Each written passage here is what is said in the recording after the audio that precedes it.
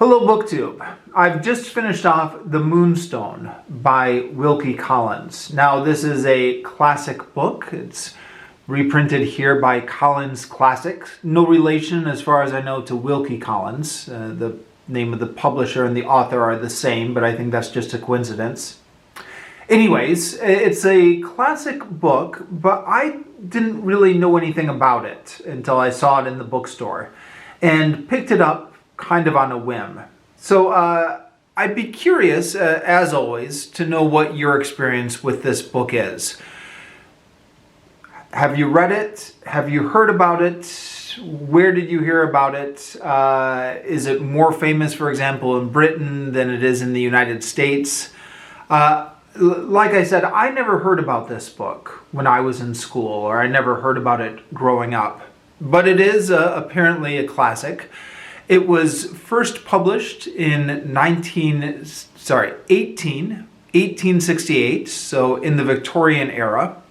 And as is claimed both on the book's introduction, the back cover, and on the Wikipedia page, it is has the reputation of being one of the world's first detective novels, or at least one of the English language first detective novels, perhaps. Now, if you dig into this a little bit, if you read the introduction here from Collins Classics, or if you go to the Wikipedia article, there is some qualifications to that assertion. So there are a few books before this which perhaps lay claim to the title of the world's first detective novel. The one that's mentioned is The Murders in the Rue Morgue by Edgar Allan Poe, which I've not read, but one of these days. A couple other novels that predate this one, and also, as the publisher's introduction makes clear, the mystery novel was already popular long before this one. Apparently the mystery novel was a staple of Victorian literature. But this is a little bit different than the mystery novel. This is the detective novel. So I guess stories with a mystery were well established in Victorian literature, but this is the first, or one of the first, where an eccentric detective is called in to solve the case. And both Wikipedia and the publisher's introduction to this list a number of things that are now considered cliche in detective novels that apparently this did first. So, for example, there's the there's the bumbling detective, the incompetent detective who is first called in to solve the case and makes a mess of it.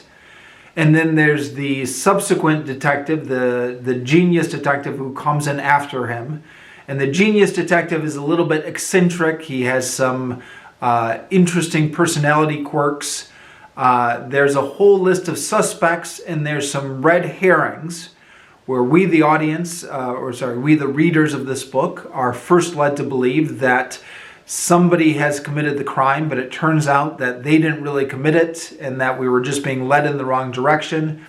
And there are a few red herrings like that in this book. And then there is the reveal at the end.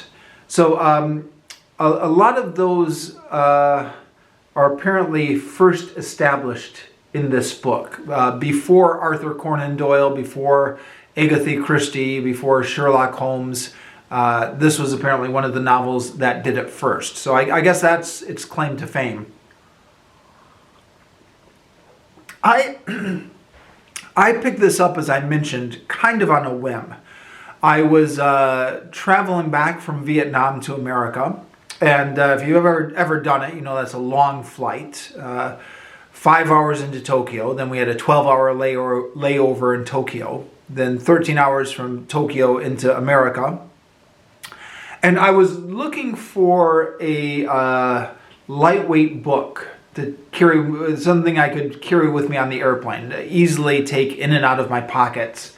I had other books with me, This is A Place of Greater Safety by Hilary Mantel. This is the next book on my reading list. But this is a hardcover. It's a little bit unwieldy to be taking in and out of my luggage at the airport. So I was looking for something small but substantial. And this seemed to fit the bill. It's small, paperback book, but it's thick, and it's 585 pages. So something that would keep me busy on the plane. And in fact, I didn't come anywhere close to finishing this on the plane. I think I ended the plane journey and I had barely even cracked 200 pages in it. So the subsequent 300 pages I've finished up in the last couple weeks after arriving back in America. But yeah, the other reason I picked it up is because, it's a classic. And like many of you on BookTube, I'm forever trying to work my way through the classics. Never quite get there, but another classic I could tick off my list. So it seemed worthwhile in that respect. I'm going to try and talk about this book and only give maybe minor spoilers because it is a mystery book and I don't want to spoil it. Arguably, I've spoiled some stuff already by saying that there are a few red herrings in here and saying that there's a private detective who gets called in who's eccentric. And there'll be a few more spoilers like that as I go through this review, but I'll try and keep it general and only do minor spoilers. So this book,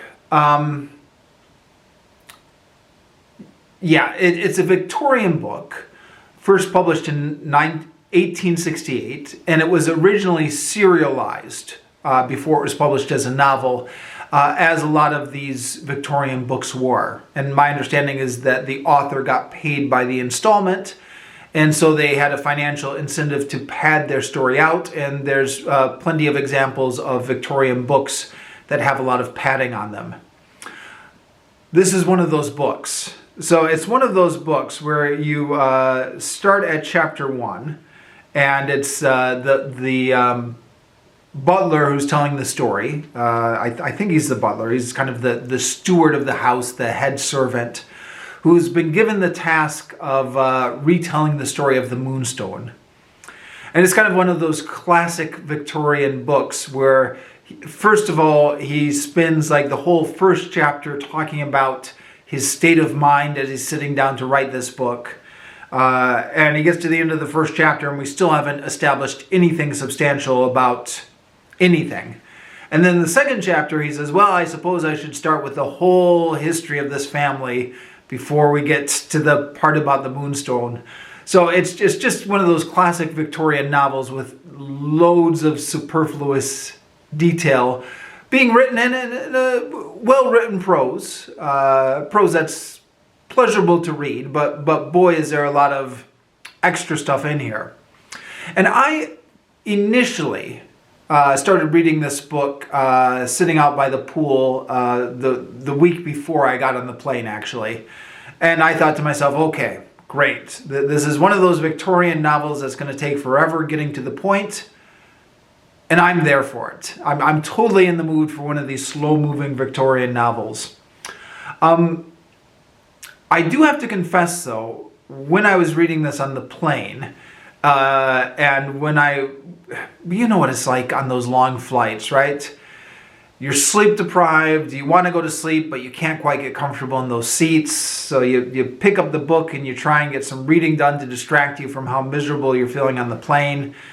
And then when I was about 200 pages in and the plot was still just not picking up at all, then I started to get a little bit impatient with this book. But I think that was my fault for using this as an airplane read.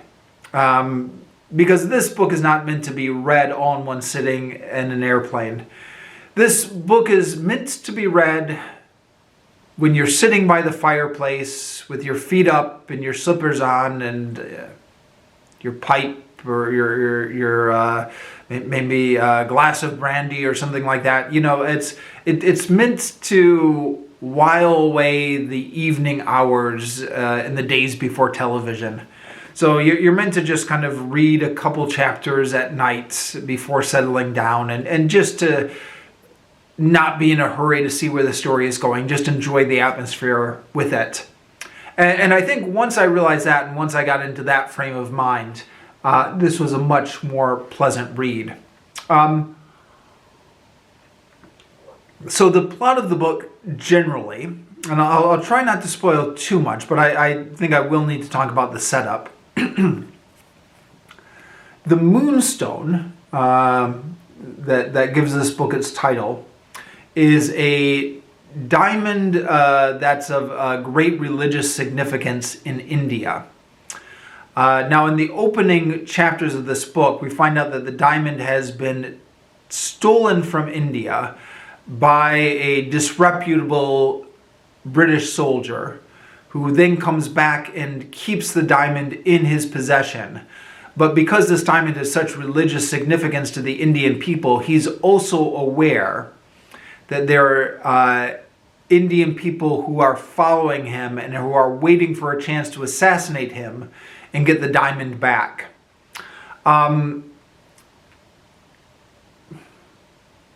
Yes, so it's one of those books, 19th century Victorian books, which is dealing with the British Empire. And the Indians in it are largely sympathetic.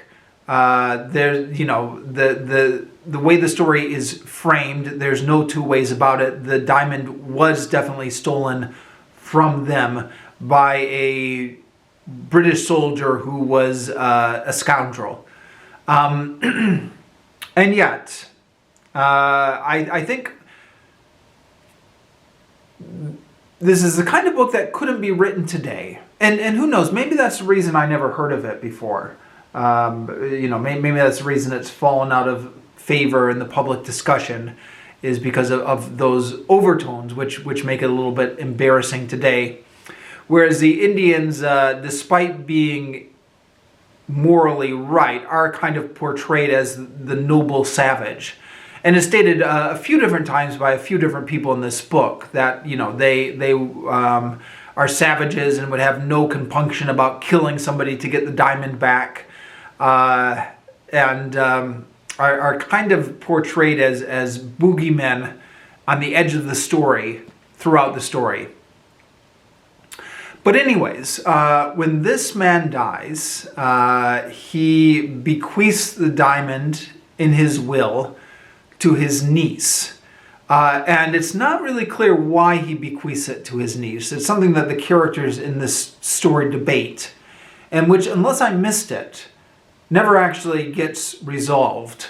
He either does it as an act of kindness to try and reconcile himself to his estranged family, or he does it as an act of revenge because the diamond is cursed.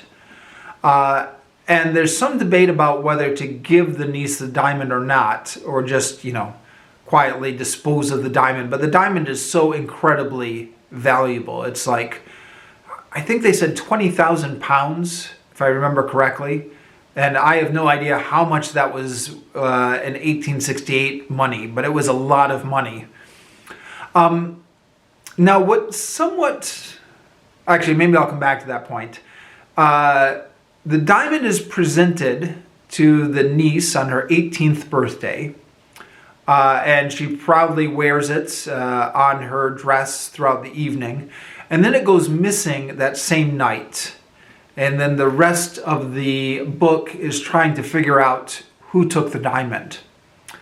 Now, there are a couple things that make this story a little bit maybe odd to the modern reader. And the first one is the one I've mentioned already, that by all rights, they should just give this diamond back to the Indians. It was clearly stolen from their country in the first place. And that never occurs to any of the characters in this story. Even though they all seem to acknowledge that the diamond was stolen from the Indians, they all seem to think, well, it's ours now. It's in our family now.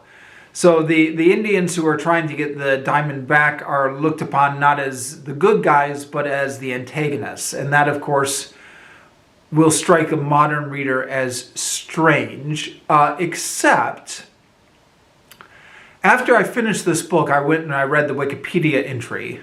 And the Wikipedia entry claims that the effects of colonialism is one of the themes of this book.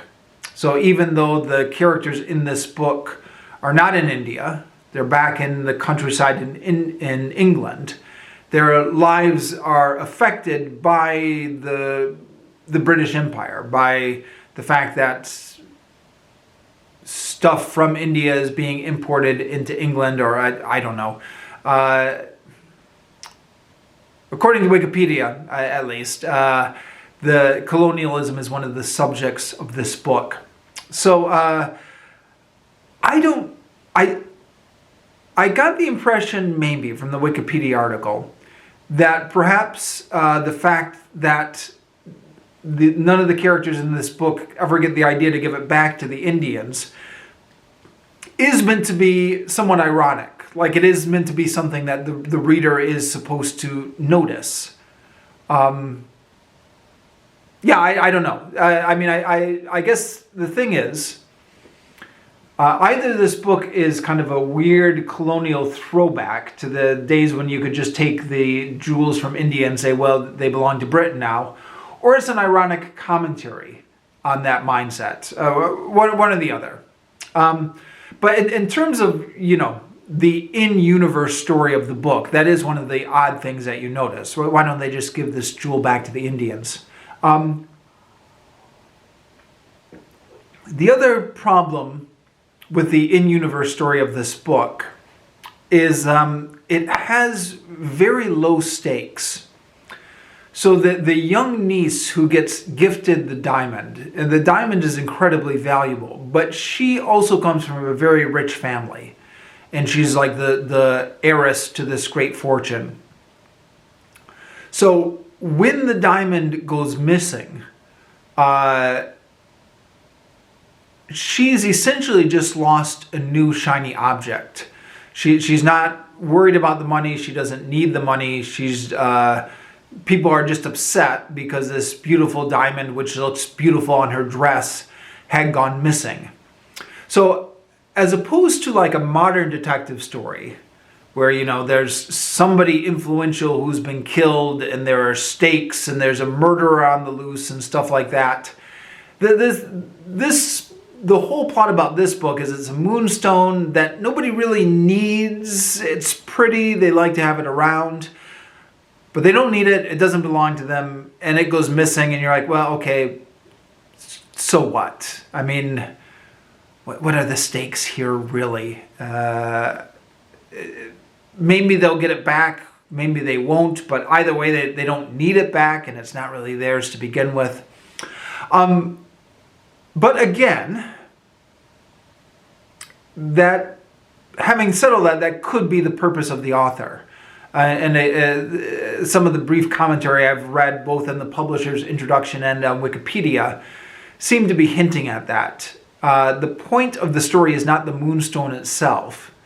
The point of the story is just the psychological ripples that the disappearance of the moonstone will have through these different characters as they all react to it in their own way.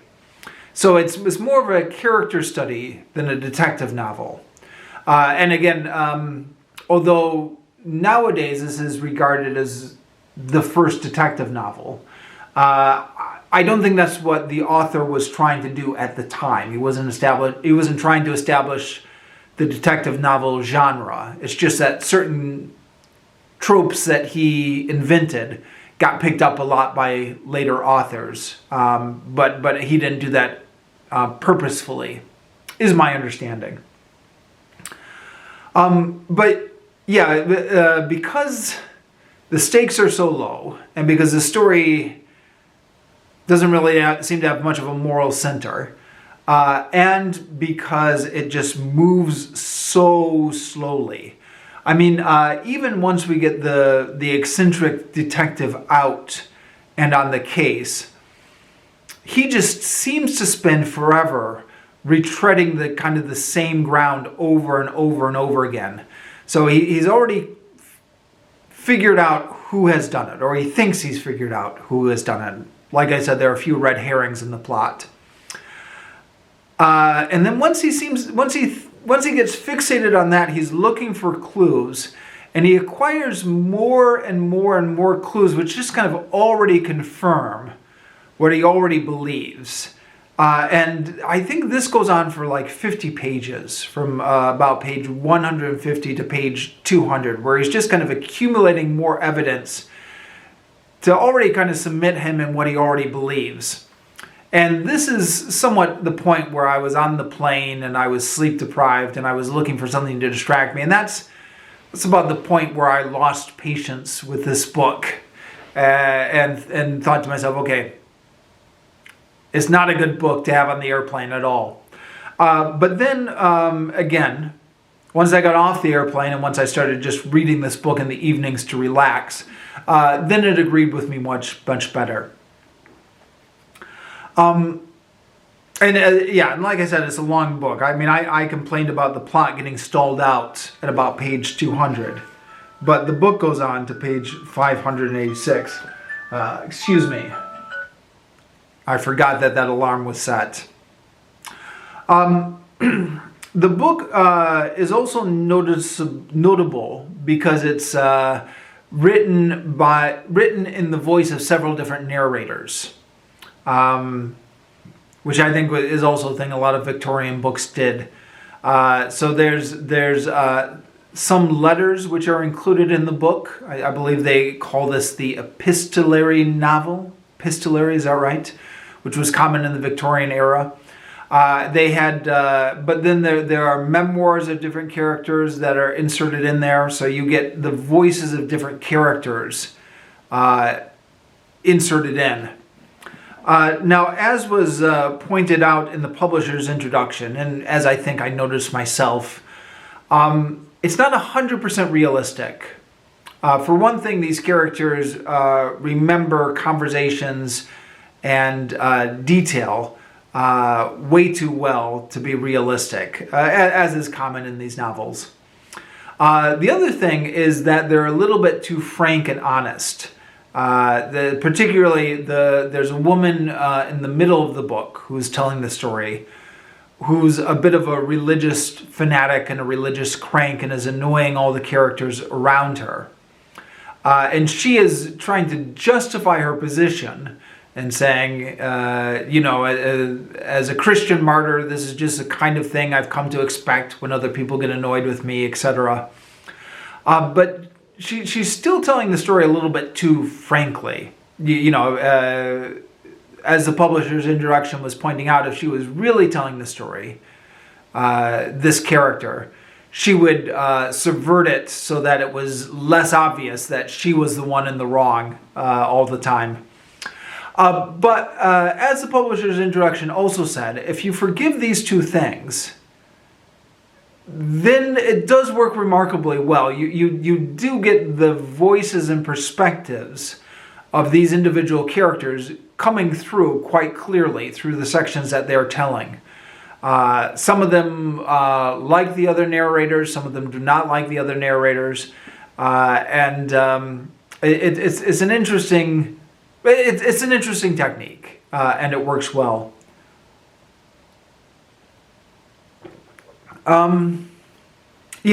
So what else do I want to say about this book?